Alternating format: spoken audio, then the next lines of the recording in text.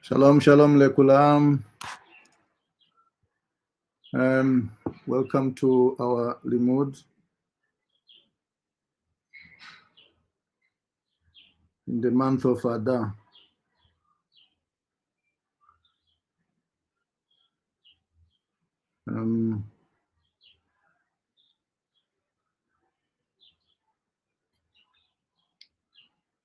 Not too sure whether the link has been sent. Okay, let me see quickly here. Oh, yes.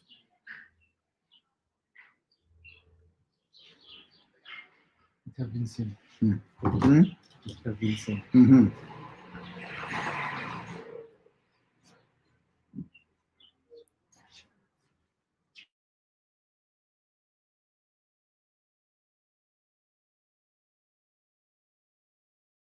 Always. Okay. ברוך השם, תודה רבה.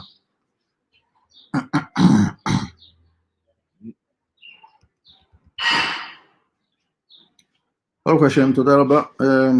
Rabbi Shai. 4 people.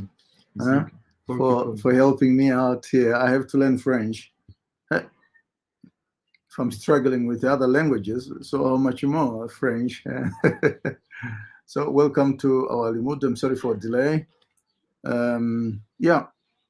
We learn halachot according to Ben Shai.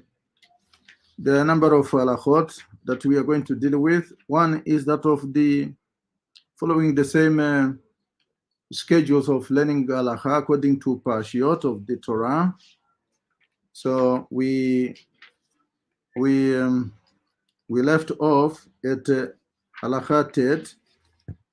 We go to halakha Yud, and then we jump to the halachot of Purim, just to acquaint ourselves and to learn what we could learn. What we can learn from there to the level of our abilities. Because also time, I'm late. So halakha Yud, the pages in the group, my sincere apology in advance if in any way the pages are not in a sequence or in order, because I made them in haste, or I sent them in haste. Probably they are not in order. So bear with me. Halakha Yud, under the Parasha Chai Sarah, the life of Sarah, Besudati Haminicha, Kodesh Shetitol Yadecha, Lehamotzi. I read it and we take information from there. Tomara Bekol Ram Bemischa Rabban. What is it? Ari HaKadosh is not Ari HaKadosh, but Ben Shai is trying to teach us. He said, in translation, the poskim.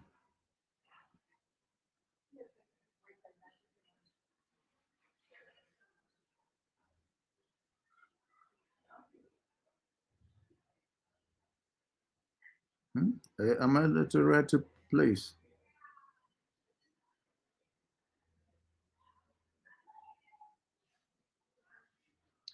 Let me get it right. No, no, no, no, no, no, no, no, no, no, no.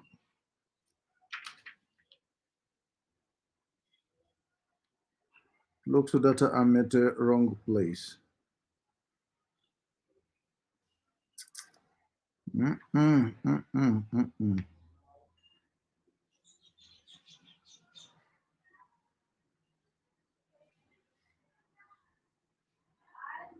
No, not to waste much of our time. Let's cross it to the halachot of Purim. It appears that I disorganized the halacha under the Pasha Chaisara. Let's go to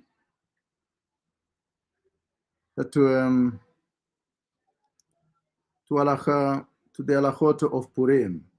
It reads as follows: halachot elu shiachim bepurim drasham be'ezrat Hashem itbarach b'shabbat zachor asher al harov is damen befarashat Tetsave. What is he saying here? Ariya Kadosh is giving a bit about himself, what his practice used to be. He said, I'm accustomed to teach the laws of Purim on Shabbat Zachor. What is Shabbat Zachor? I remember Rabbi Shimon has given us also the same explanation. Just in case, well, we are not,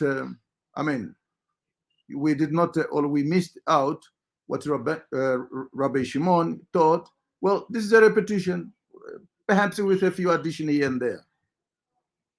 I'm accustomed to teach Torah, to teach the laws of Purim on Shabbat Zachor. What is Shabbat Zachor? It's the Shabbat that precedes the Purim, which usually falls on Shabbat, on which Parashat Tetsave is read. Okay. And this is the Shabbat. Just after tomorrow. I link the laws of Purim with the... Oh, maybe I shouldn't go there first. Let's go to...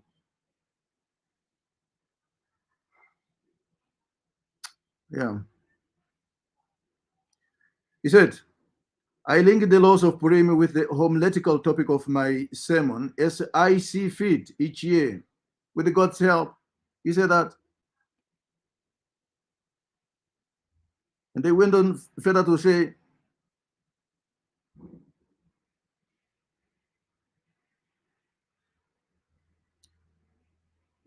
וקשור שלהם יהיה בתוך הדרשה כפי מה שיזדמן בכל שנה ושנה בעזרת השם יתברך. The pasuk that I just read in translation.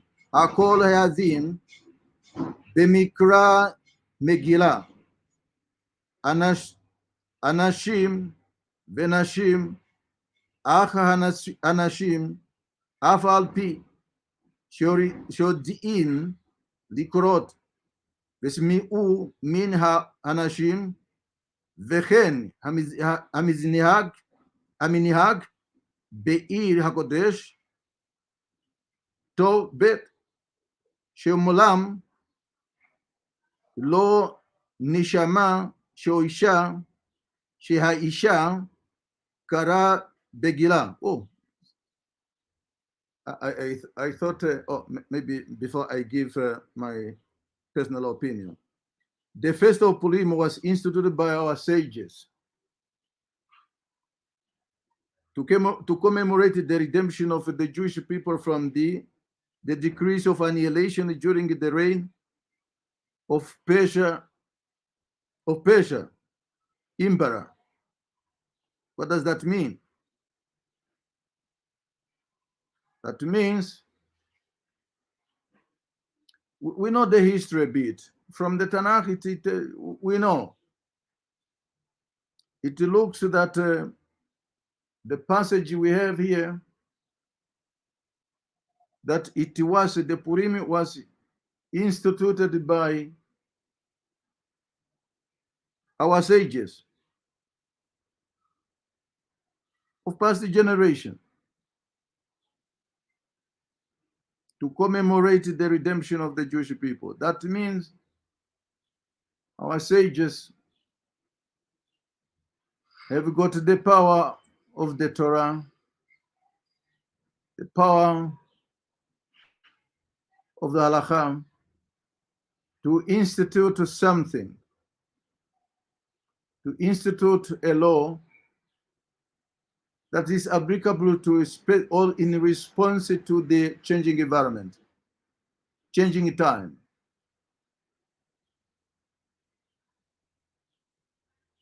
It's not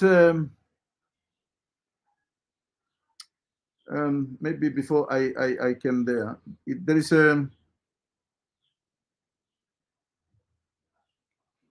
is a people talk in the world. There is a talk in the world that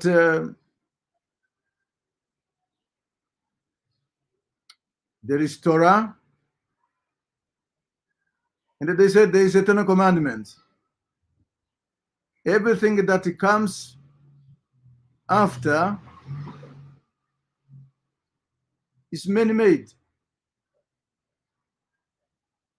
But the people who are claiming this and not to have this knowledge, if you ask them what are the Torah laws that dictate the transmission of Torah within the nation of Israel from generation to another generation, they would not be able to tell. Yes, we do not deny that, yes, there were many in the history of the Bnei Israel who have tried to advance their personal cause and tried to change the face of the halakha or the mitzvot. Rambam carries on to say he narrated the ways and the means and the when and time when, for example, a scholar or a rabbi of a certain category of learning has to poskim, to legislate, to make any halakha in response to the changing time. Yes, the Torah gave this authority long time ago. It's in the book of Devarim. The book of Devarim, I believe, is somewhere in the chapter 18 there. It says, listen to them. Our sages said, even when they say, well, go right, even if you see the right is not proper for you, they said, obey. If they say, go to the left, do not say, no, but I sense that left way you said I should do 10 to is not right for me. No, it's not up to you. They were mandated to do that. But it's not the same thing, it's not even the same way that the religious world perceive that the halakha is saying, what the Torah is saying. That's why, because of lack of understanding, to understand the world of Torah, they created a religion And then they come and, well, and they were sold ideas. Apparently, the so-called blood has nullified the covenant that was. That's what did they say? Khalila. The Torah, there is no in the Torah, in the Naviim and in the Ketuvim, we do not see the Torah law to be nullified, to be rescinded, or to be appealed by any single thing called blood. Nothing. We did not see that. There's no such an idea. And I can prove it. One of the Navim, the book of Ezekiel, it says, God does not approve these things, human sacrifice. So you cannot sacrifice if you don't pass with blood. And we see the Torah decreed, the seat of life is in the blood. All is blood. So the idea of this thing is very strange. But having said that, that aside, all that in passing, the point here is our sages were mandated by the Torah to institute Eidei Salacha, all this, like this occasion, Purim, in response to a specific challenge, or changing time. Maybe I should just confine it myself to one language, so that we don't run out of time. Give a brief introduction of this.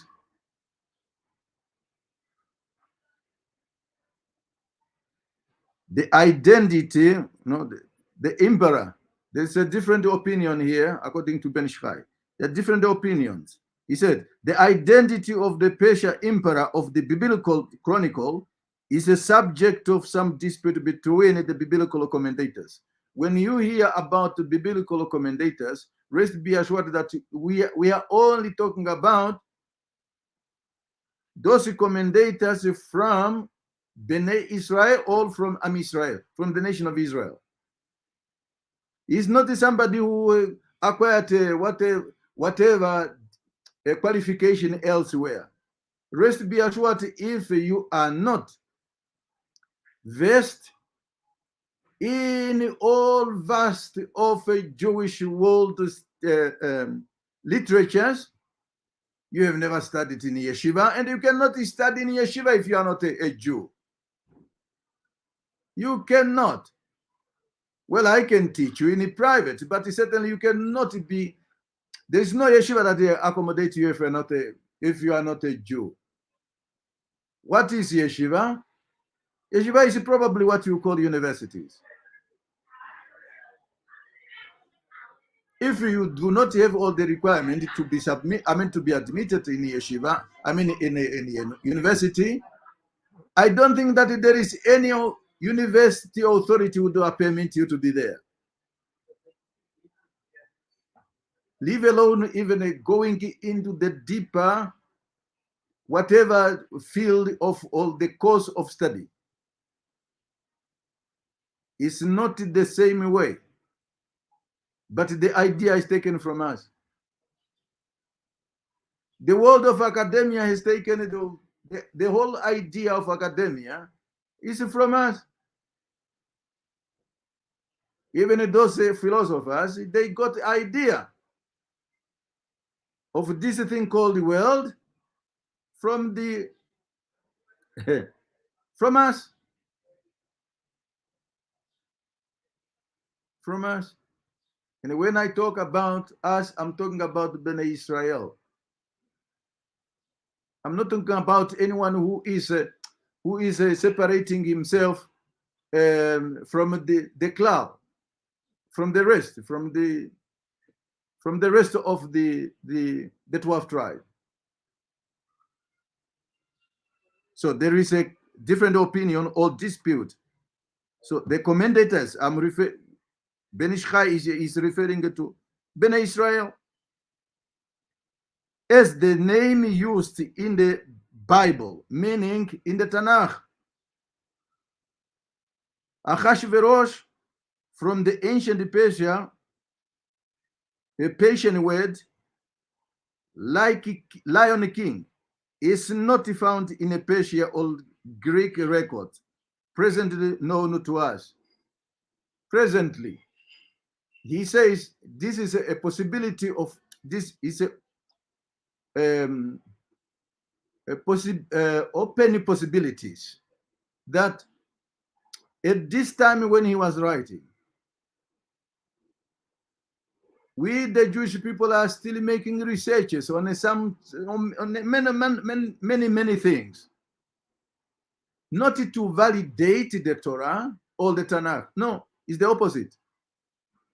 Because what we claim has been refuted so many times by the Umot Olam, by the nations of the world.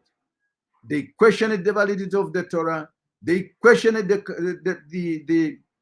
the characters of the Torah.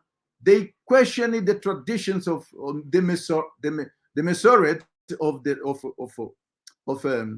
nation of Israel. They question everything.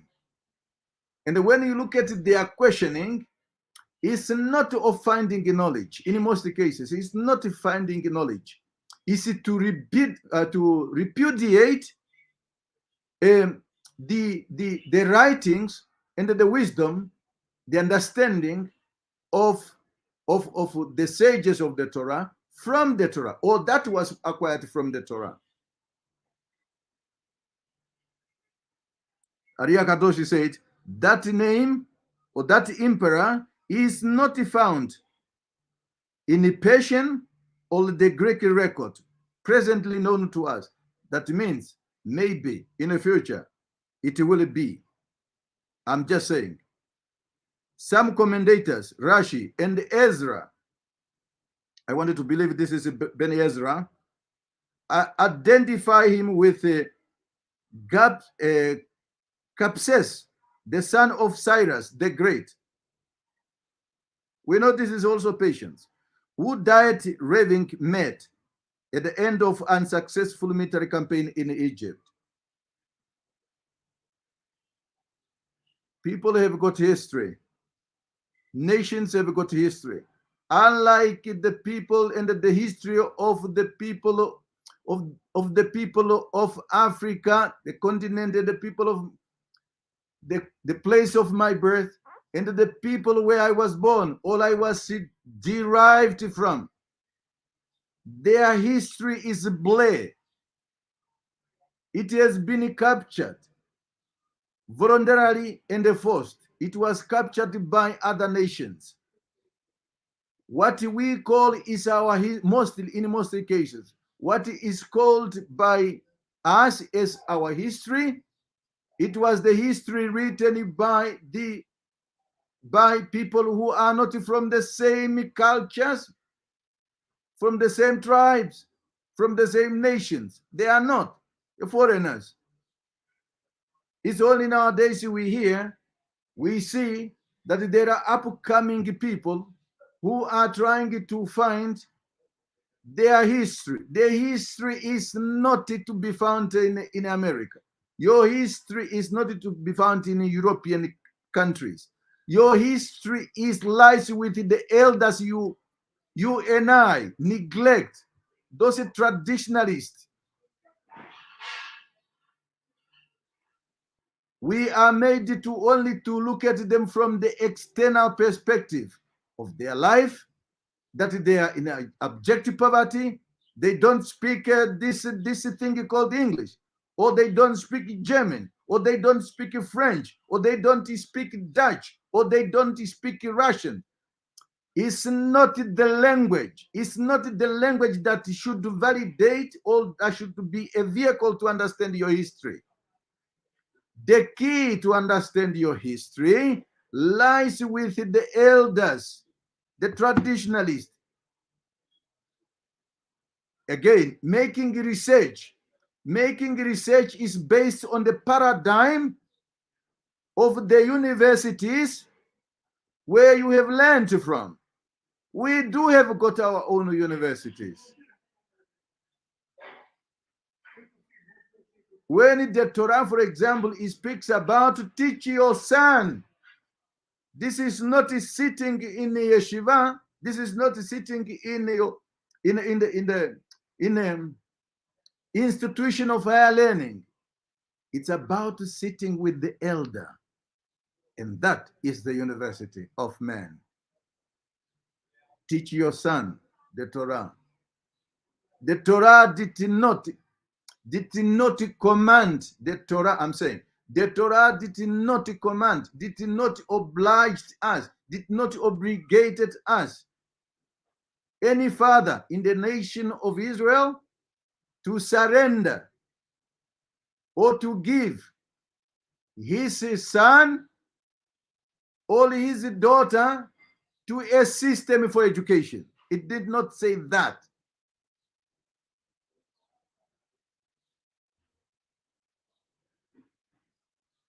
I continue. Others, Ben Ezra and Redak, to the above verses, attest that Achashverosh is the throne name of Artaxerxes. Artashashata, from the ancient Persian word, great warrior, the son and the successor of Darius the Great. You see, dear friend, we keep on saying, and I keep on saying, not we, I keep on saying, particularly from the people of the continent of my birth and the country of my birth, I said, not everything that you see written in the books, whether secular or your religious books, represent the people who truly lived. Not everything, not every name. And I dare even to say, even the thing called Jesus, it's not a Hebrew name either. There's no such a thing as Jesus in Hebrew. So in the world, in other nations, people have got names associated to things, but does not mean it was a person who truly lived. It's the same thing when Ben Shai talks about the dispute. A different opinion. Each opinion is advancing what could be deduced from the records. Like we see here, that name is a name, or is the throne name. Unlike in Africa, particularly in the country of my birth, you do have got a king there, or you have got a queen somewhere there, and there is no name for a throne attached to that king or to that queen. Well, it's just it's Rabbi El Natan El Hanan, that is it. No, other nations have got, because at law, and it's something that is copied from us. It's something that was copied to us. There is what is called a legal person and a natural person. For example, you do not find somebody there, whether he's a minister or he's a president, and they said, yeah, you did this. No, you have to look at the institution first, the function of a thing first. So there is a throne name, but attached to a person, and the person is attached to that throne name. Why the king's accepted throne name was not used in the Megillah, we do not know. Why the king's accepted throne name was not used in the Megillah, we do not know. But some authority maintains that it was concealed to protect the Jewish interest at all times. Maybe I should say, when you look at when you look at the, for example, when you look at it, not example, the rest of the Megillah, you will never find the name God mentioned, but you will always find the king, king, king, king, king. A king, a king, a king, or the king, the king, the king mentioned. This is what is meant here. At all events, the historical dating of this episode is it definitely of accidental or incidental concern. The Megillah and the festival of Purim, with all its many mitzvot, commemorate the spiritual aspect of the event. You remember, from the Matan Torah to the incident, not to the incident, to the occasion, not the occasion, to that event of Purim, how many years passed in between? If I'm not mistaken, it's exactly 970 years in between. Now, you know what it means. If I'm not mistaken, I speak under correction. I just made that statement in passing, but I think I'm right. I'm correct. The introduction still continues. Okay.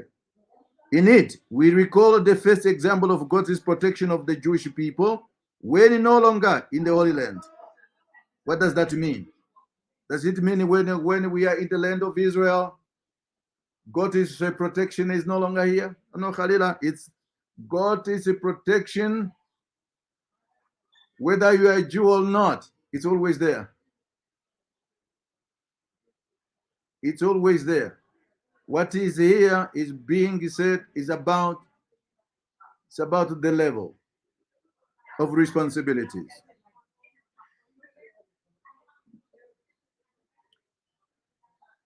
In it, we recall the first example of God's protection of the Jewish people. We're no longer in the land, in the Holy Land. Okay. This was not an open miracle in which the natural laws were overridden, such as happening during the exodus from Egypt. What is Ariakatos saying here? It was not an open miracle. What is open miracle and what is concealed miracle? Is it because the king Hashem did not mention his name, or it was not identified, or was not obvious? No, Hashem is not a form. He's not in any form. He's not in any likeness. He's not. Everything is a miracle. It's our limitation to see. This was not an open miracle in which the nature laws were overridden, such as happened we know what happened in Mitzrayim. On this occasion, the henceforth during all this successful diaspora, until Moshiach redeems us, God's presence works through natural order. This being one of the conditions of exile. Ariakadosh, Ben Shchai is delineating between now and then. The Megillah relates that after Haman's plans had been exposed, the Jews throughout the empire were given permission to repel their attackers when they struck on the 13th day of the month of Adar. And we are in the month of Adar. It's just a few days before we get to that period. And they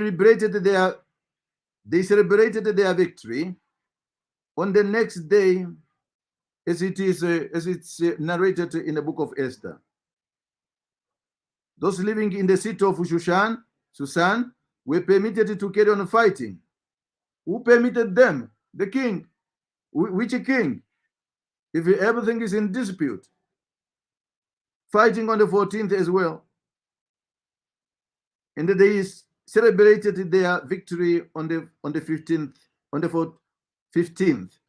Again, You remember there were two places.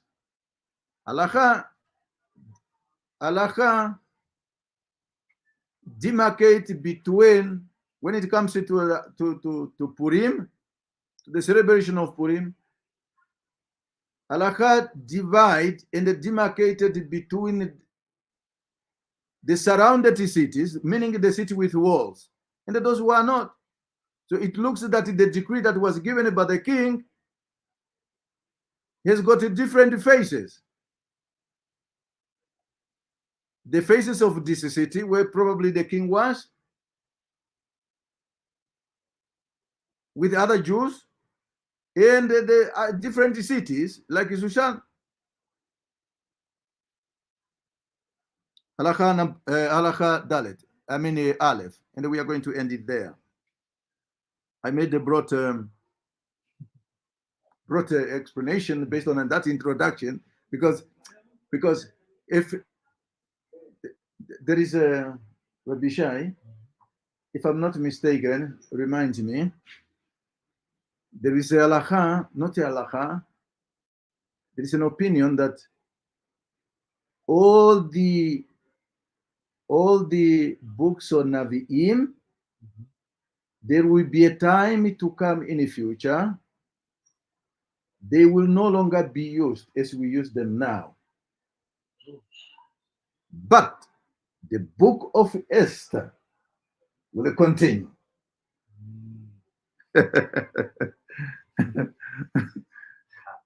There is such an opinion. As to why, I do not know. So that's why I see semblance, and I apply many aspects in the book of Esther in all, and apply this aspect in many situations surrounding who? Surrounding the continent of Africa. Why? Because it says from Hodu to Kush. So the book of Esther, I see my own essence in the book of Esther, not only as a Jew, but not only as Bnei Israel, but as a person who descend and stem from Africa. And to be specific, or to be precise, from Ham. Do not feel offended. Do not feel offended whether I'm using this. Because there is so much conditions outside there. Other nations do see that the black people, just because they are black, they are cursed. Khalila, promote that idea. It's not what the Torah says.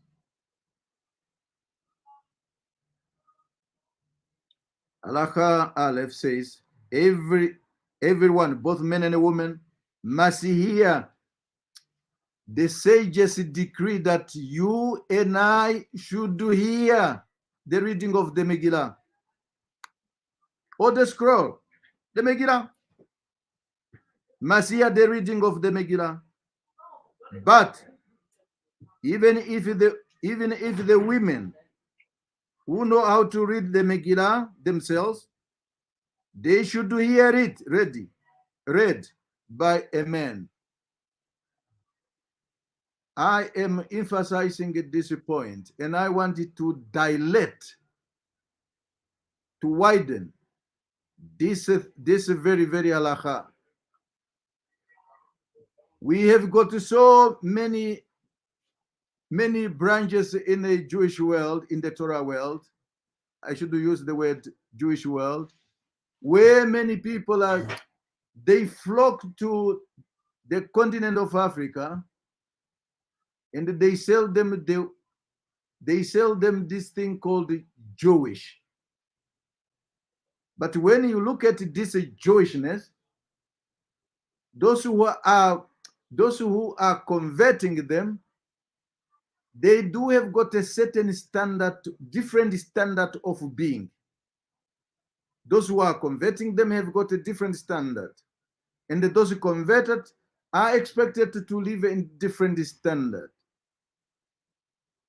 I call that it's a manipulation. I call that it's a hypocrisy. I do not want to mention the name. No, but we know. We know.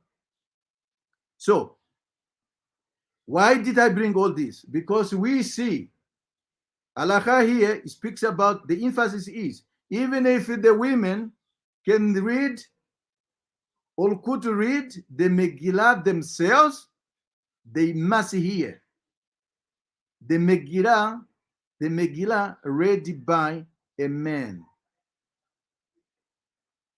How many of what I have referred to before do we see in Africa and elsewhere? We see even women, they are carrying the Torah scroll and they are called to for Aliyah. Am I right? Yes, we see it. We see it. But what is the problem? You would probably ask me, what is the problem? If you are not accustomed to the teaching of Botina Kadisha, you would think in the mind, through the mindset or through the mindset of Esav. Esav, there in Edom, there is this thing, equal right. And they come and said discrimination of women. Khalila, you do not know, come to the Torah to appreciate how the Torah elevate a woman at the very, very higher level than you made it to understand. You don't truly understand. As a matter of fact, if it is a question of feminism, remember the Torah, the word the Torah is a feminine. And they come from the feminine aspect and the feminine world. I beg, you do not understand what is meant by the Torah. Do not fall prey to fume. I end with this halakha. This is also the custom in the old city where it has never been heard of that a woman read the Megillah for herself. It has never been heard. It has never been. So, therefore, even when one heard the Megillah, even when one has heard the Megillah in the synagogue, one must read it at home for one's wife, daughter, and maiden servant who did not hear it in the synagogue. If one has already heard it in the synagogue and they read it again for the woman, one should not recite the bracha for them, and neither may they recite a bracha. I end here with this halakha. This was Hashem. We continue this halachot next week on Yom Rishon.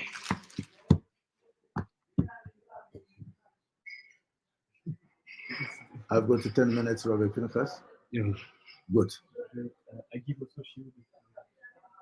Yeah, no, I'm looking at the time allocated. No. I said. Okay, I thought it's about time. No. Okay. Oh, you mean the same thing? No. On this, the Megillah? The next step. Okay. Okay. Our main limud, which is going to be very short, short and sweet, as they say. It's a continuation of the teaching of Ari Kadosh in his book, Taamei HaMitsvot. Taamei HaMitsvot, I think the page Okay, I resend it. It's the same page that I have sent on Yom Sheni.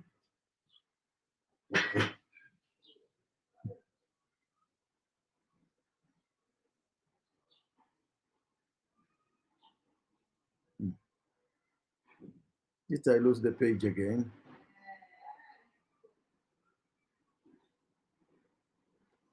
I take it. Bear with me. I will be with you in a second.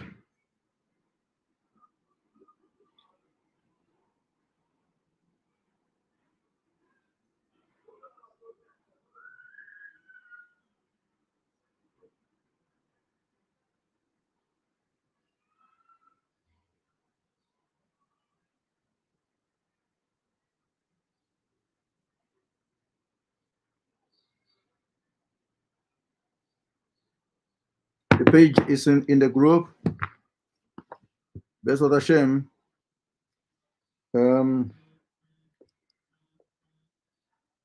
We remember where I have left off on Yom Sheni, where it says on the far right there, you see I made a mark there, where it says Bechokma, Be'inyan, Ki Be'aba Yesh Havaya, Yudi'in,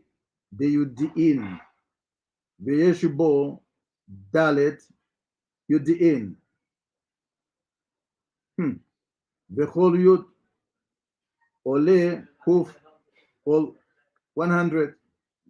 Ari HaKadosh is using the grammatical values, not in numbers but in letters. Nimtza Shed Yudin the Av Vehem Gimel Taf. We will meaning 400. We will see Bezrat Hashem. Beklalot Dalet Yudiin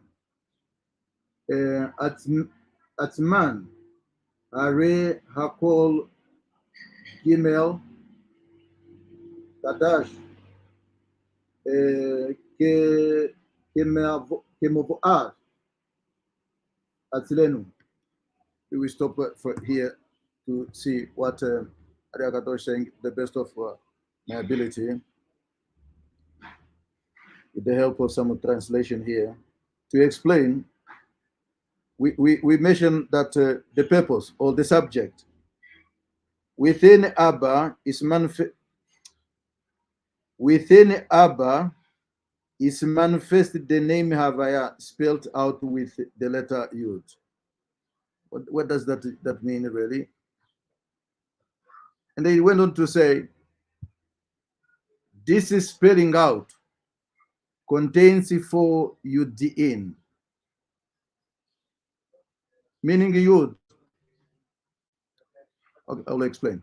Each of which possesses the numerical value of 100. Thus, the combined numerical value of the 4 Yudin of the name Havaya is 400. What does that mean? First of all, okay, there's no time to explain that. Bezos Hashem, I will continue with the same theme because of time.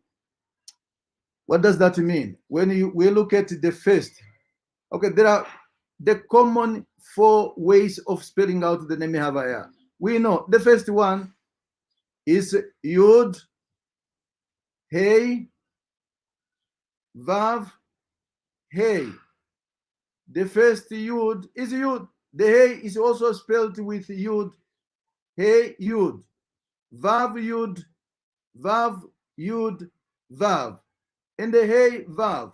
If you look at this, how many Vavs, not Vavs, how many Yuds appears in the first spelling out, meaning the Milui, spelling out of the name Havaya, the 4 letters only. We find that there are 4 Yud. Now, this 4 Yudin, if multiplied by itself by 10, because the numerical of value of Yud is 10. Now multiplied by itself, 10 by 10, it will give you 100. If they are 4, that means 100 times 4. You have got 4. You have got 4. 400. Sorry, 400. So in other words, Ari HaKadosh is saying, thus the combining numerical value of the 4 Yudin of Havaya, meaning of the milui of that 4 letters, which the gematria value is 72, but the Yudin by that formula I've just explained amount to 400. What is 400 in 4 minutes? Veklalot dalet Yudin 4 dalet Atman Hare Hakol Gimel Kadosh Kemavoar Atzlenu. If we add the 4 Yudin, if we add the 4 for the 4 Yudin themselves, we reach the numerical value of the word holy, Kadosh. What is Kadosh? If you look at Kadosh is spelled with Kuf, Dalet, and the Shin. The numerical value, I'm sorry, I do not have the board now, and also because of time, the numerical value of these 3 letters, Shin is 300, Kuf is 100, Dalet is 4. It amounted to 404. So what Ari HaKadosh is teaching us is saying the Yudin in the name Havaya, when you spell out, meaning the milui or the name Havaya, of the numerical value of 72, there you find the concept of 400, adding the 2 letters, or the 2 letters, meaning the Yudin themselves, therefore appearing in the name Havaya. If you put them 400 plus 4, this numerical value spells is the same numerical value of the word Kadosh or Kodesh, Kadesh.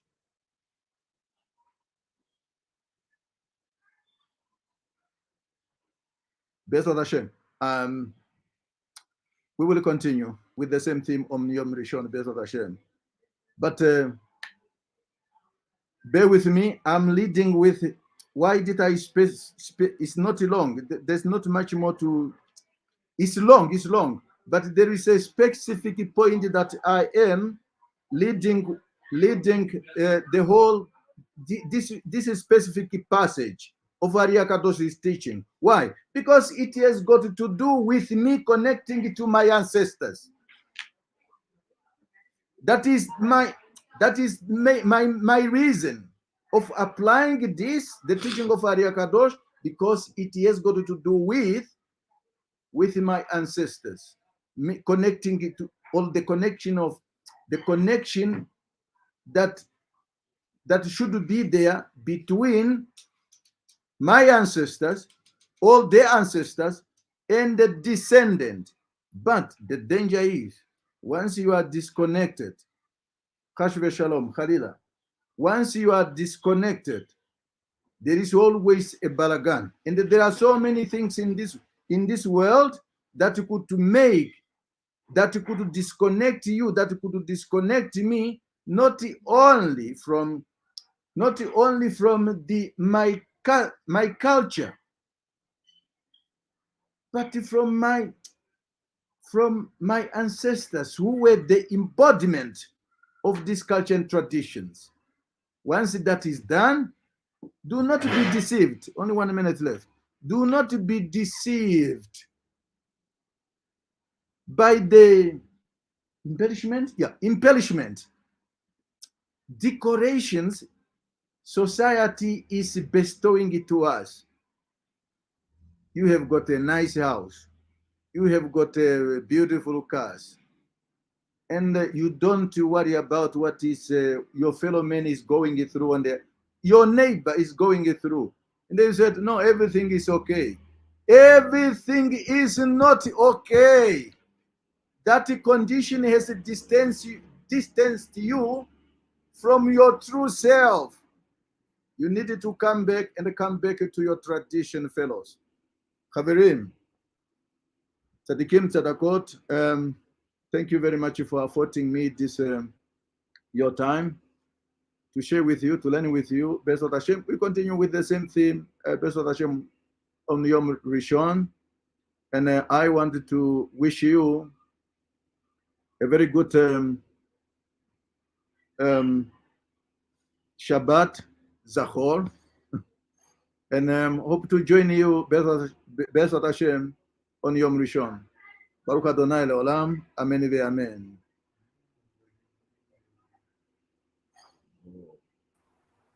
Amen, amen. Toda, Rabba.